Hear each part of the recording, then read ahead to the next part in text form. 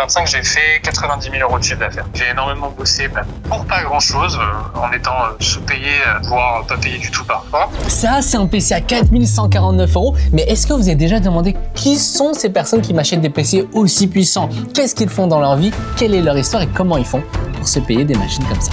Allez, on l'appelle. Allô, oui. Salut Benjamin, c'est Kang. Tout va bien?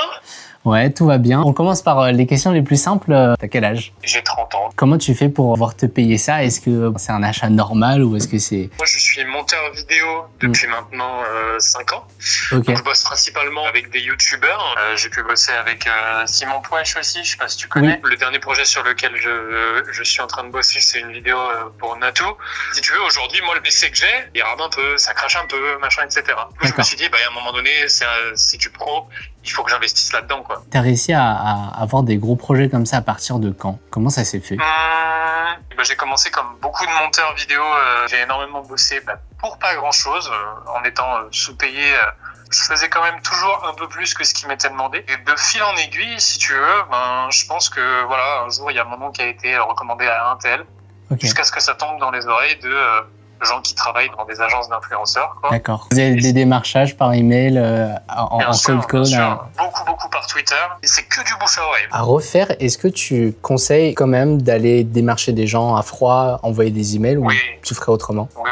Je pense que j'ai eu quand même quelques réponses. Ça m'a permis d'avoir quelques projets et notamment de me construire un portfolio. Si on veut maximiser ses chances de trouver des clients, bien sûr qu'il faut démarcher à froid. Ok. Au début, tu n'avais pas de contact particulier, tu étais un peu personne dans le milieu. J'étais complètement personne. Les mois à 200 € de chiffre d'affaires, je les ai connus, quoi. Je pense qu'il y aura beaucoup de personnes qui seront hyper inspirées par ce que tu viens de dire parce que vraiment le montage vidéo, il y a beaucoup de gens qui veulent en faire, qui en font et c'est pas un milieu facile.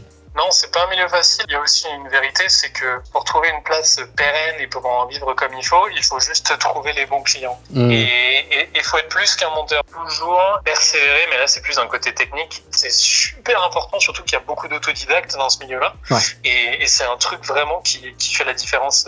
Ah oui, mince, j'ai une dernière, mais je suis pas sûr que tu vas y répondre. Est-ce que tu peux nous donner une intervalle de chiffre d'affaires ou des revenus que tu arrives à réaliser après 5 ans d'expérience dans le montage vidéo? 2025, j'ai fait 90 000 € de chiffre d'affaires. Waouh, incroyable, trop bien. Alors, sachant que un truc de base, je faisais depuis chez moi, dans ma chambre, chez mes parents.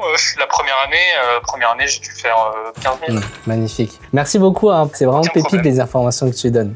Écoute, il n'y a aucun problème. Et puis, si ça peut inspirer d'autres gens, hâte de recevoir le PC. Et puis, bon courage pour la suite de tes projets, en tout cas. Merci, Benjamin. Passe une bonne journée. Salut. Ok.